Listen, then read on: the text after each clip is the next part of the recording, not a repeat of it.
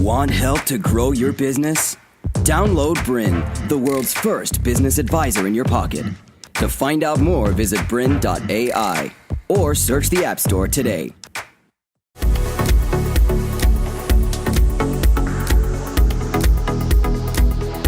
Hello and welcome to Empire Builders. On today's show, we're going to be learning about how to grow your business fast.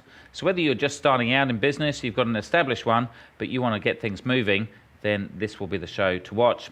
Well, joining me on the show today is Kerwin Rae from Business Mastery International, who's taught over 200,000 people and made over 100 million for his clients.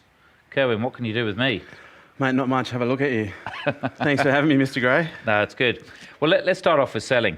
I come from an accounting background. Selling is the last thing I'd ever want to do in my life, but I've turned into a salesman.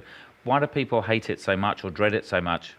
I think it's a social stigma. You know, as human beings, we're a species of animals, which is a mammal, and mammals like to connect. And the thing that's most threatening to a mammal, especially the human species, is rejection. And sales in itself really puts people in a position to be rejected, and not just once. In many cases, many, many, many times. And I guess if you mention salesperson, the first connotation is second-hand car salespeople, Sure. real estate, insurance salespeople. Yep. Is there something truthful about that stigma? I think sales has been dysfunctional for a very long time. You know, you've only got to look at the way that you sell. I've been on the receiving end of your pitch. You know, most people are using strategies that are outdated, that involve pressure, that involve high levels of discomfort, and almost pushing people to do things. And I think when people buy things that they don't need, and then they take them home to show people that are close to them, and they get their ass kicked for like, what the hell did you do buying that? You didn't need it. It almost creates this vicious cycle where people often feel deceived continually by salespeople to such a large degree, and they see the social stigma that's out there in our culture anyway, and whenever they get put into a sales situation, they often freeze up. And I think the biggest challenge for sales with the dysfunctional sales process that's been happening for so long is people have become conditioned and accustomed to lying to salespeople in order to prevent sales from happening so that they can protect themselves. But the challenge that you've got is when you're in a real situation with someone that can genuinely help you, and you've been conditioned to lie in a sales environment, and it becomes automatic behavior, it becomes very difficult for an authentic and ethical salesperson to help you if you're not being transparent and honest yourself because of all of the baggage that you're holding on to. Because the second-hand car dealers, they say, well, if you think we're lying, you want to see what our customers say to us. They kind of trade in their car, and they've just kind of pushed it down to the car yard. So exactly what you're saying is you kind of get what you ask for in a way. Well, I think it's cultural conditioning, and something's got to change. There's a movement right now where people are starting to realise that the old method of sales just doesn't work anymore. There's got to be something new and ethical, authentic and very transparent. And here's what's crazy, Chris. What I find is the more honest you are with people, especially about the bad aspects of your products and services, the higher your conversion rates will be, because it creates a level of trust and a level of transparency and authenticity. And if you're willing to tell people the bad things about your product, people actually genuinely appreciate that. So where do you think the focus should be then? I think the focus should be, I've got this saying that, solutions have no value. Solutions only derive their value from the problems that they solve. And I think the biggest challenge for most salespeople is they come into a sales environment. So you and I sit down, the first thing they do is they whip out their laptop or their product and they start to sell. And if you're offering a solution, but you have no context when it comes to their problems, the impact of their problems, and the financial cost of their problems, it's really hard to ascertain whether or not what you're selling, first of all, do they need it? And secondly, is it a reasonable request based on the investment, based on the cost of the problems that they've got? So I never sell anything to anyone unless they can prove to me, and I say prove to me, give me a case that the problems that they've got cost them more than the solution that I'm providing by a factor of at least 2 or 3. And so that's really having confidence in not needing the money. Because would the classic thing be is that the salesman's so desperate they need the money, they can't put food on the table, they've just got to sell. Yep. Whereas you've got the confidence that you don't need to put food on the table, and so you can say, no, prove to me that you're good enough to be my customer. And, this is very counterintuitive in the sales environment. And for me, the way I teach our clients to sell is exactly that. It's very much a reverse situation where you're actually getting people to prove that you should take them on as a client. And I know when I talk about this in short form, people go, that's just BS. There's no way impossible that can work. But, we have a multiple 7-figure business that is based on these principles. And we've had clients that have created, tens of millions, hundreds of millions of dollars now, in sales as a result of reversing the way the sales go down. Because do most people fear about salespeople that once they've got their business card or their phone number, they're just going to get hounded and they're never going to get rid of them again? Well, that's more marketing. Marketing is about getting the phone number so that you can nurture and you can continue to follow up to sell. But I think the biggest thing that most people are afraid of when it comes to salespeople is buying something that they don't need and being embarrassed about it, either through their own self-reflection or through, their peers and the people they spend time with. Look at them going, "Oh, you idiot, what did you buy that for?" I look at your Lamborghini, for example, and I ask that question. I was like, "Mate, what have you done? You've taken this beautiful car and you've spoiled it."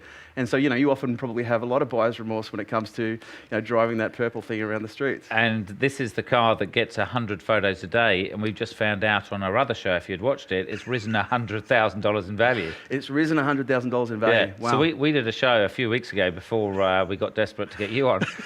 And we said, the thing was with Dale is I said, my Lamborghini is cheaper than a BMW.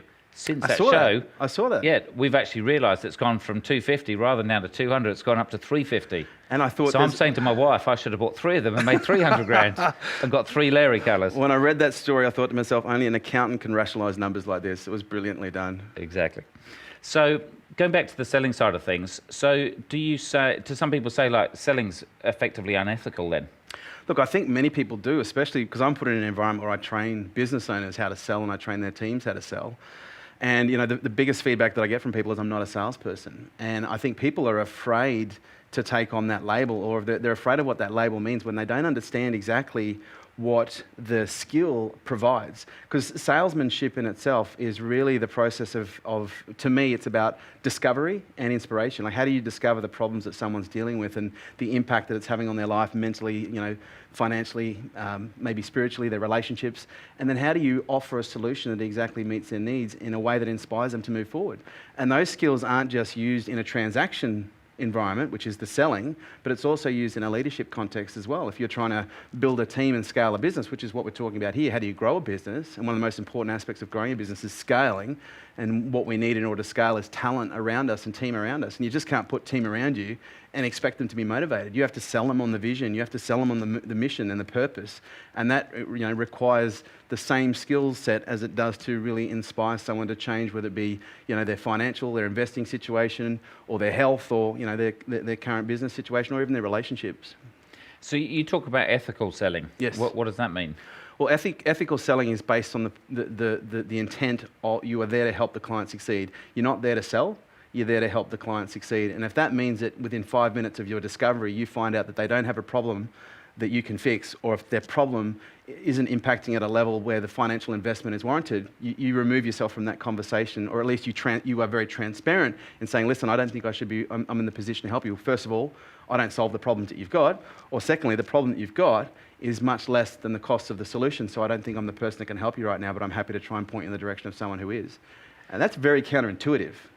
And so, I guess it depends where you are, because say if you're in a shop, and it's the classic thing of a woman puts on a dress and they said, does my backside look good in this, or does it look too big, or whatever they say. And what do you say, Chris? How do you answer that?